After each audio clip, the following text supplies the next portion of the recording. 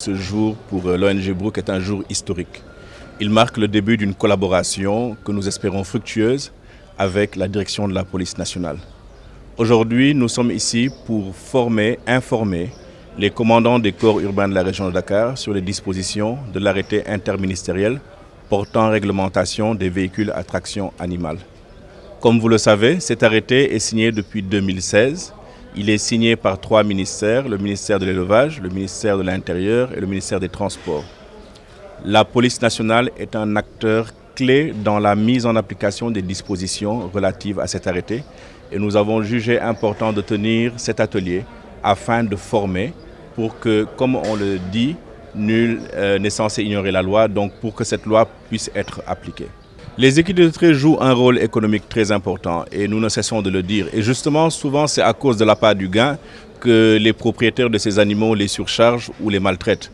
Alors que ce sont ces animaux qui justement leur permettent de gagner le revenu et de gagner la dépense quotidienne. Aujourd'hui, cet atelier, c'est une partie du travail que nous faisons parce que nous sommes dans la sensibilisation, dans la formation et dans l'information. Maintenant, l'application concrète revient justement aux services comme ceux de la police. Au terme de cet atelier, nous espérons pouvoir développer un plan d'action concret avec une expérimentation dans la région de Dakar où nous allons voir les différentes dispositions à mettre en application. Pour ce qui est par exemple de l'immatriculation, Brooke depuis quelques années s'investit dans la mise à disposition du livret signalétique et sanitaire. Nous mettons ce livret à la disposition du ministère de l'Élevage afin que les chevaux soient immatriculés. Pour les autres dispositions qui concernent la carte de cocher par exemple, c'est le ministère des Transports.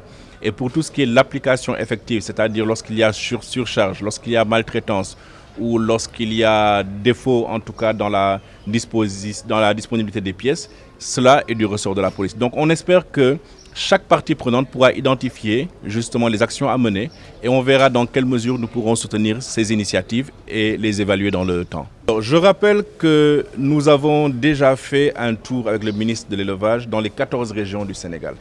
L'arrêté interministériel a été mis sous la forme d'un livret, d'abord et sous la forme d'un livret illustré. Ça veut dire qu'aujourd'hui, les gouverneurs, les préfets, les autorités, en tout cas dans les 14 régions, ont le livret signalétique, ont l'arrêté interministériel. Les cochers, nous avons mis cet arrêté sous une forme de livret illustré. Donc aujourd'hui, nous pensons que la majorité des parties prenantes ont l'information.